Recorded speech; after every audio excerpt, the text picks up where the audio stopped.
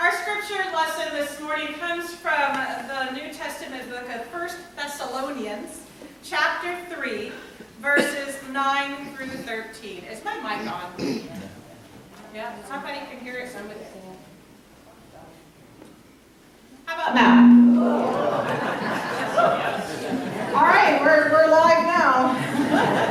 So 1 Thessalonians chapter 3, verses 9 through 13.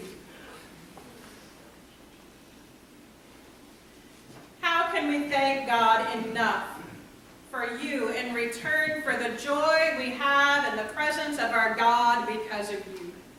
Night and day we pray most earnestly that we may see you again and supply what is lacking in your faith. Now may our God, the Father himself, and our Lord Jesus clear the way for us to come to you. May the Lord make your love increase and overflow for each other and for everyone else, just as ours does for you. May he strengthen your hearts so that you will be blameless and holy in the presence of our God and Father when our Lord Jesus Christ comes with all his holy ones. So ends the reading of God's holy word. Would you pray with me, please? Gracious and almighty God, we thank you so much for the gift of your holy scriptures. May its teachings rest on our hearts and change our lives, and may this meditation be pleasing unto you. For it's in Christ's holy and most precious name that we pray. Amen. This is quite an amazing scripture. The prayer that is in here. Paul is writing to the people of Thessalonica, and he's trying to encourage them in their faith, and he's so grateful for everything that they're doing in their faith. He's writing to this church, and he's just, thank you so much for everything you're doing. And he says that night and day that they pray most earnestly that they'll see them again. They miss them.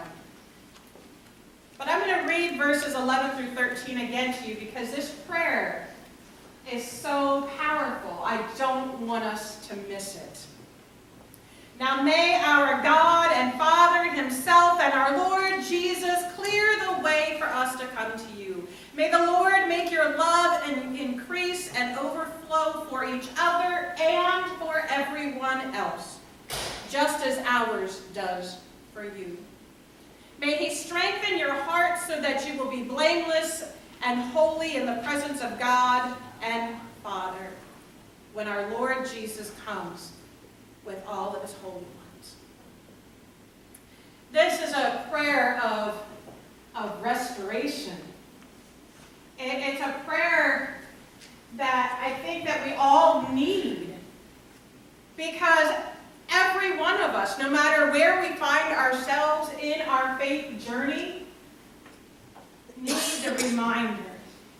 Oh, and we need people who pray most earnestly for us, that we may have our hearts right with God, that we can stand boldly before the throne of God, knowing that we have received the gift of mercy and forgiveness and love.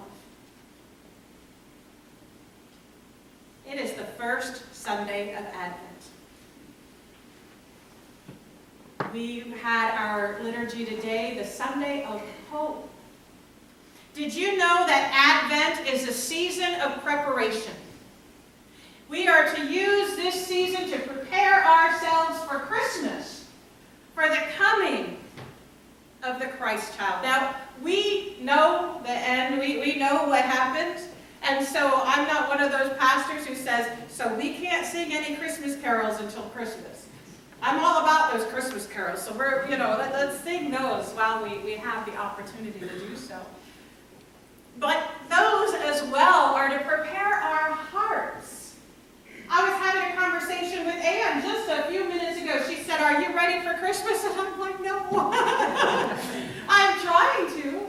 And maybe if I'd stay home once in a while instead of run around, to Disney or something, I might be able to get my house ready. But then I thought about that. And I just went to, this is not a plug. If you don't want to go, don't go.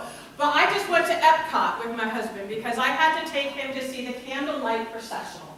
I don't know if you've ever seen it, if you've ever heard about it, but I sat amazed once again in the presence of this event happening. Here we are in one of the most secular places on earth. And yet, in the middle, at the heart of Epcot, we have a celebrity reader who is reading the birth story from the Bible, and a mass choir and orchestra playing our sacred Christmas music. This isn't like, Here Comes Santa Claus and all of that. No, they're singing Oh Holy Night and the Hallelujah Chorus and all of it. It was phenomenal. And it brought me to tears once again, just the thought of it. And that did so much for my heart. Preparing the way. I thought, wow, that was awesome to be able to go and experience that before the first Sunday of Advent, that I could be ready. So, are you ready for Christmas? I have to say, yes, I am. Because my heart is opening up to receive the Savior once again. So whether or not all my Christmas decorations get up, the important thing for all of us is to prepare the way within our own hearts. Because, life happens, and maybe some or none of the decorations get put up. Maybe Christmas is just going to look different this year, and that's okay. Christmas isn't about what we see before us, but oh my goodness, the sanctuary is gorgeous. Christmas is about the gift that was given to us. That Jesus Christ came, was born in a manger. Humble beginnings for the King of Kings. And my prayer of restoration for all of us echoes Paul's to those in Thessalonica. And may our hearts all be open to receiving the greatest gift ever given, the gift of the Son of God for all of us. Would you pray with me, please? Gracious and almighty God, we come to you in varying degrees of chaos, some of us, and we just ask that you would still and quiet our hearts. And Lord, I would ask that you would come into our hearts, that you would strengthen our faith, that you would prepare the way for your glorious Savior to be born anew in our hearts in this season.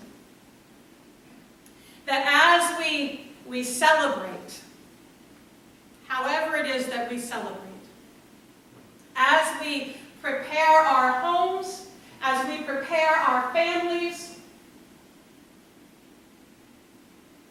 prepare us to share you with everyone that we come into contact with.